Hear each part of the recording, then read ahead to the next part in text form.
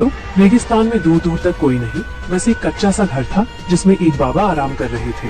तभी अचानक दरवाजे पर ठक ठक हुई। बाबा तो हड़बड़ा कर उठ बैठे। फिर किसी ने जोर जोर से दरवाजा पीटना शुरू कर दिया। बाबा को गुस्सा आ गया, चिल्लाए, अरे भाई, दरवाजा तोड़ना है क्या? आ रहा हूँ, सब्र करो। जैसे ही दरवाजा खोला, बाबा तो बस देखते ही रह गए। सामने एक बहुत ही खूबसूरत जवान लड़की खड़ी थी, पर उसकी हालत खराब थी। बारिश में पूरी भीग चुकी थी, कपड़े बदन से चिपक रहे थे, आंखों में डर, चेहरे पर थकान और होंठ कांप रहे थे। बाल एकदम बिखरे हुए थे और वो थर थर कांप रही थी। बाबा हैरान होकर पूछे, कौन हो बेटी तुम? इस वीराने में अकेली क्या कर रही हो?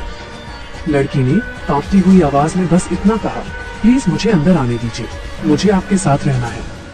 बाबा तो 2 कदम पीछे हट गए, माथे पर लकीरें खिंच गईं। मेरे साथ? पर क्यों? है कौन तुम? लड़की ने कोई जवाब नहीं दिया, बस बाबा को एक बार देखा और बिना कुछ कहे जबरदस्ती घर में घुस आई। बाबा हैरान भी थे और गुस्से में भी। बोले, ये क्या बदतमीजी है? कौन हो तुम जो मेरे घर में यूं घुस आई? किसी ने देख लिया तो क्या सोचेगा कि एक जवान लड़की एक बूढ़े के साथ रह रही है। उस लड़की का नाम आयरा था। वो बाबा का हाथ पकड़कर कूट कूट कर रोने लगी। मेरा इस दुनिया में कोई नहीं है। 2 दिन पहले ही मेरी शादी हुई थी, पर मेरे पति गुजर गए। ससुराल वालों ने मुझे मनहूस बोलकर घर से निकाल दिया। कहने लगे कि मैं उनके बेटे को खा गई। ये सुनकर बाबा का दिल पसीज गया, पर वो चुप रहे। आयरा बोलती रही, मैं अपने घर गई तो माँ बाप ने भी दरवाजा बंद कर लिया। बोली, अब तुम्हारा घर तुम्हारा ससुराल है।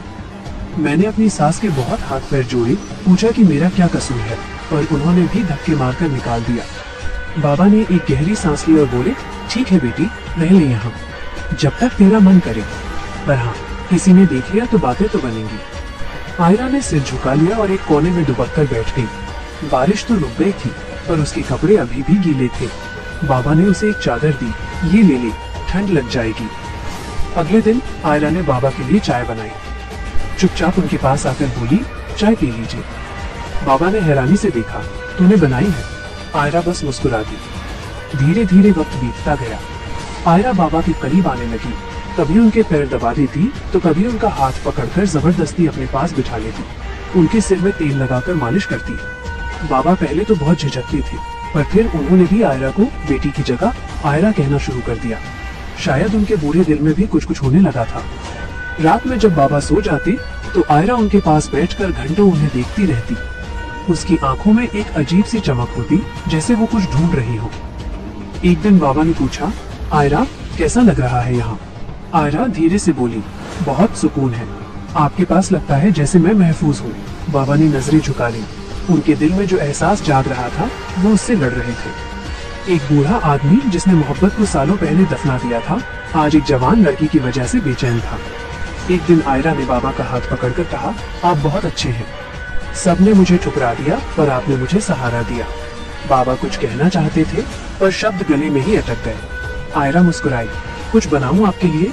खाने में क्या अच्छा लगता है? बाबा ने भी पहली बार दिल से मुस्कुराकर कहा, जो तू बनाएगी वही अच्छा लगेगा। अब तो आयरा रोज बाबा के लिए खाना बनाती, उनके कपड़े धोती, घर साफ करती, जैसे एक पत्नी की तरह उनके साथ रहने लगी थी। पर उनके बीच कोई नाम का रिश्ता नहीं था, बस एक खामोशी थी, एक अपनापन था। बाबा को लगने लगा था कि आयरा के आने से उनकी बेरंग जिंदगी में रंग भर गए हैं। जो सालों से अकेले थे, अब उनके दिल में भी एक उम्मीद थी, पर वो जानती थे ये सब कुछ दिनों का है। दुनिया की नजर में ये रिश्ता बड़ा अजीब था, नामंजूर था। एक रात जब चांदनी रेत पर चमक रही थी, आयरा बाबा के पास आकर बैठ गई। आपको कभी मोहब्बत हुई थी? उसने पूछा। एक लंबी खामोशी के बाद बाबा बोले, हाँ, बहुत साल पहले, पर वो मोहब्बत वक्त के साथ मिट्टी हो गई। आयरा धीरे से बोली, शायद मोहब्बत कभी मरती नहीं, बस छिप जाती है, पर सही वक्त पर फिर जाग जाती है। बाबा ने आयरा की तरफ देखा और पहली बार उनकी आंखों में वही चमक थी जो सालों पहले किसी और के लिए थी। आयरा ने उनका हाथ थामा, मैं यही रहना चाहती हूँ, हमेशा।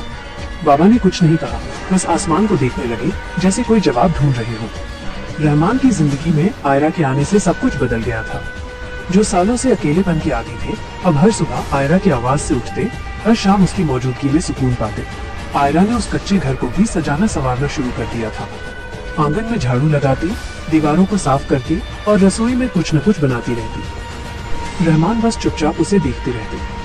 उनके दिल में एक अजीब सी कशिश पैदा हो गई थी। वो जानते थे कि आयरा जवान है, खूबसूरत है और वो खुद एक बूढ़े थके हुए इंसान, पर दिल की बातें उम्र कहाँ देखती है। एक दिन आयरा ने रहमान के लिए पराठे बनाए, थाली लेकर आई और बोली, आज कुछ खास बनाया है। रहमान मुस्कुराए, खास? मेरे लिए, आयरा ने शरारत से कहा। और किसके लिए? है ही कौन यहाँ? रहमान ने पराठे का एक टुकड़ा तोड़ा और मुंह में रखते ही रुक गए। अरे वाह, ये तो बहुत मजेदार है। आयरा खुश हो गई, बस आपकी तारीफ ही काफी है। दिन बीतते गए। आयरा अब रहमान के साथ बैठकर घंटों बातें करती, उनकी पुरानी कहानियां सुनती और कभी कभी उनके कंधे पर सिर रखकर बस खामोश हो जाती। रहमान के दिल में आयरा के लिए एक बहुत नरम कोना बन चुका था। वो अब सिर्फ एक मेहमान नहीं बल्कि उनकी जिंदगी का हिस्सा बन गई थी। एक रात जब चांद पूरा खिला हुआ था, आयरा ने कहा, कभी कभी सोचती हूँ अगर मेरी जिंदगी में वो सब ना हुआ होता तो शायद मैं आपसे कभी मिल ही नहीं पाती। रहमान ने धीरे से कहा, जिंदगी के रास्ते बड़े अजीब हैं। कभी कभी दुख ही हमें उस जगह ले आता है जहाँ सुकून छिपा होता है। आयरा ने उनकी तरफ देखा। आपने मुझे पनाह दी, इज्जत दी, सुकून दिया, मैं ये कभी नहीं भूलूंगी। रहमान ने नजरें झुका ली, कुछ कहना चाहते थे पर कह नहीं पा रहे थे। आयरा ने उनका हाथ थामा। क्या आपको मेरे यहाँ होने से कोई दिक्कत है? रहमान ने झट से कहा, नहीं, बिल्कुल नहीं, तुम हो तो घर में रौनक है। आयरा मुस्कुराई, तो फिर मुझे जाने को मत कहिएगा। रहमान ने सिर हिला दिया, जब तक तुम चाहो यहाँ रहो। अब आयरा रहमान के कपड़े सिलती, उनके जूते साफ करती और जब वो थक जाते तो उनके पैर दबाती। वो एक पत्नी की तरह ही तो उनके साथ रह रही थी, पर उनके बीच कोई रिश्ता नहीं था, बस एक खामोशी, एक अपनापन, एक एहसास। एक दिन आयरा रहमान के सिर में तेल मालिश कर रही थी, धीरे धीरे अपनी उंगलियों से, और रहमान आंखें बंद किए सुकून महसूस कर रहे थे। वो पल ऐसे थे जैसे वक्त ही ठहर गया हो। एक दिन रहमान ने पूछा, तुम्हें यहाँ कैसा लगता है? आयरा बोली, अब तो यही दिल लग गया है। आपके साथ ऐसा लगता है जैसे किसी अपने के साथ हो।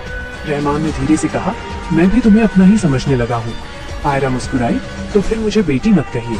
रहमान चौंक गए, क्या मतलब? आयरा ने नजरें झुका ली। बेटी कहने से दिल दुखता है। रहमान ने कुछ नहीं कहा, पर उनके दिल में एक तूफान सा उठ गया। वो समझ गए थे कि आयरा के दिल में कुछ है और शायद उनके दिल में भी। एक दिन आयरा ने रहमान के लिए एक छोटा सा तोहफा बनाया, एक कपड़े का रुमाल जिस पर उसने हाथ से रहमान का नाम काढ़ा था। वो रुमाल लेकर आई और बोली, ये आपके लिए। रहमान ने रुमाल देखा तो उनकी आंखों में आंसू आ गए। ये तुमने बनाया? आयरा ने सिर हिलाया, दिल से। रहमान ने रुमाल को सीने से लगा लिया। शुक्रिया आयरा। अब वो उसे सिर्फ आयरा बुलाते थे, बेटी नहीं, और आयरा ने भी उन्हें बाबा कहना छोड़ दिया था। एक रात जब रहमान सो रहे थे, आयरा उनके पास आई और धीरे से उनका चेहरा देखने लगी। वो घंटों उन्हें देखती रही, जैसे उनके चेहरे में कोई कहानी पढ़ रही हो। रहमान ने आंखें खोली। आयरा, तुम जागी हुई हो? आयरा ने कहा, हाँ, बस आपको देख रही थी। क्या देख रही थी? आयरा बोली, एक ऐसा चेहरा जिसने मुझे जिंदगी दी। रहमान ने कुछ नहीं कहा, बस आंखें बंद कर ली, पर उनके दिल में एक अजीब सी गर्माहट थी, जैसे मोहब्बत ने फिर से जन्म ले लिया हो। रहमान की जिंदगी में आयरा अब कोई मेहमान नहीं थी। वो उनके दिन की रोशनी, रात की खामोशी और दिल की धड़कन बन गई थी। रेगिस्तान के उस अकेलेपन में वो दोनों एक दूसरे का साया बन गए थे। आयरा अब रहमान के बिना एक पल नहीं रहती और रहमान भी उसके बिना खुद को अधूरा महसूस करते। एक दिन आयरा ने पूछा, कभी कभी सोचती हूँ अगर ये वक्त यहीं ठहर जाए तो कैसा हो? रहमान बोले, वक्त तो नहीं ठहरता, पर कुछ पल हमेशा के लिए दिल में ठहर जाते हैं। आयरा ने उनकी तरफ देखा, क्या मेरे साथ बिताया हर पल आपके दिल में है? रहमान ने नजरें झुका ली, तुम हो तभी तो ये दिल धड़कता है। आयरा मुस्कुराई, तो फिर मुझे जाने को मत कहिएगा। रहमान ने सिर हिलाया, जब तक तुम चाहो ये घर तुम्हारा है। लेकिन दुनिया की नजरों से वो कब तक बचते? पास के गांव के कुछ लोग जो कभी कभार वहाँ से गुजरते, उन्होंने आयरा को रहमान के साथ देखना शुरू कर दिया था। बातें बनने लगी, कानाफूसी होने लगी। एक दिन एक बूढ़ी औरत रहमान के घर आ ही गई। बोली, रहमान, लोग तरह तरह की बातें बना रहे हैं, कहते हैं तुमने एक जवान लड़की को अपने घर में रख छोड़ा है। रहमान ने शांति से जवाब दिया, उसे पनाह दी है, इज्जत दी है। बुढ़िया ने ताना मारा, इज्जत या कुछ और? रहमान ने दरवाजा बंद कर दिया, पर उनके दिल में एक कांटा सा चुभ गया। आयरा ने सब सुन लिया था। वो रहमान के पास आई और बोली, अगर मेरे यहाँ रहने से आप पर कोई आंच आ रही है तो मैं चली जाती हूँ। रहमान ने तुरंत कहा, नहीं, तुम कहीं नहीं जाओगी। आयरा की आंखों में आंसू आ गए। लोग बातें कर रहे हैं, आपकी इज्जत पर दाग लग रहा है। रहमान ने उसका हाथ थामा, तुम मेरी इज्जत हो, आयरा धीरे से बोली, तो फिर मुझे अपना लीजिए। रहमान चौंक गए। क्या मतलब? आयरा ने नजरें झुका ली। मुझसे शादी कर लीजिए ताकि इस दुनिया का मुंह बंद हो जाए।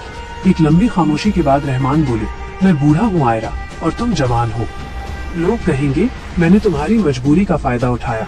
आयरा बोली, लोग तो अभी भी बातें बना ही रहे हैं, पर अगर हम एक दूसरे के लिए बने हैं तो इस रिश्ते को एक नाम क्यों न दे। रहमान ने आसमान की ओर देखा जैसे कोई इशारा ढूंढ रहे हो, फिर धीरे से बोले, अगर तुम तैयार हो तो मैं भी तैयार हूँ। अगले ही दिन रहमान और आयरा ने बड़ी सादगी से निकाह कर लिया। न कोई गवाह न कोई रस्म, बस दो दिलों का एक वादा था। रेगिस्तान की खामोशी ने उनके रिश्ते की गवाही दी। अब आयरा रहमान की बीवी थी। वो पहले से भी ज्यादा प्यार से उनका ख्याल रखती, उनके लिए खाना बनाती, कपड़े सिलती और रात में साथ बैठकर प्यारों भरी बातें करती। रहमान को लगा जैसे उनकी जिंदगी का सारा खालीपन भर गया हो। आयरा ने उन्हें जीने का एक नया मतलब दे दिया था। लेकिन वक्त हमेशा एक जैसा कहाँ रहता है। एक दिन रहमान की तबीयत बहुत खराब हो गई। वो तेज बुखार में तप रहे थे और आयरा उनके पास बैठी माथे पर पट्टियां रख रही थी, दवा दे रही थी और दुआएं मांग रही थी। रहमान ने कमजोर आवाज में कहा, आयरा अगर मैं ना रहा तो तुम क्या करोगी? आयरा ने रोते हुए कहा, आपके बिना कुछ नहीं। रहमान ने धीरे से कहा, जीना सीखना मेरे लिए। आयरा ने उनका हाथ थाम लिया, आपके बिना जीना मुमकिन नहीं है। रहमान मुस्कुराए, मोहब्बत में कुर्बानी भी होती है और जुदाई भी। आयरा बोली, लेकिन मेरी मोहब्बत में सिर्फ आप है। कुछ दिनों बाद रहमान की हालत और बिगड़ गई। गांव से हकीम भी आया पर कोई फायदा नहीं हुआ। उनकी सांसें कमजोर पड़ने लगी। अपनी आखिरी रात वो आयरा के पास बैठे थे। रहमान ने धीरे से कहा, आयरा तुमने मुझे जिंदगी दी, तुम मेरी आखिरी खुशी हो। आयरा रोते हुए बोली, आप मेरे सब कुछ हैं। रहमान मुस्कुराए, आंखें बंद की और हमेशा के लिए सो गए। आयरा ने उनकी कब्र उसी रेगिस्तान में बनाई जहाँ वो पहली बार उनसे मिली थी। वो रोज उनकी कब्र पर जाती, फूल रखती और कहती, तुम मेरे हो हमेशा के लिए। रेगिस्तान की बारिश अब आयरा के आंसुओं से भीगती थी और वो जानती थी मोहब्बत कभी मरती नहीं, वो बस एक याद बनकर दिल में जिंदा रह जाती है। तो दोस्तों, रेगिस्तान की बारिश एक ऐसी कहानी है जो सिखाती है कि प्यार न उम्र देखता है, न हालात और न ही रिश्तों की कोई बंदिश। ये तो एक एहसास है जो दिल से निकलकर दिल तक पहुंचता है। रहमान और आयरा की कहानी हमें समझाती है कि दुनिया के ठुकराए हुए लोगों को अगर कोई सहारा दे तो वो मोहब्बत बन जाती है। अकेलेपन में भी अगर एक दिल दूसरे दिल की धड़कन सुन ले तो जिंदगी बदल सकती है। लोग जो देखते हैं जरूरी नहीं वही सच हो, असली सच तो दिलों में छिपा होता है। मोहब्बत कुर्बानी मांगती है पर वही मोहब्बत जिंदगी को एक मतलब भी देती है। ये कहानी याद दिलाती है कि कभी कभी सब कुछ खोने के बाद ही इंसान वो पाता है जो सच में उसका होता है। अगर आपको ये कहानी पसंद आई हो तो मेरे YouTube चैनल DKAI को सब्सक्राइब जरूर करना, ताकि आपको ऐसी ही और दिल को छू लेने वाली कहानियाँ और जिंदगी के सबक सुनने को मिलते रहे। अभी सब्सक्राइब करें।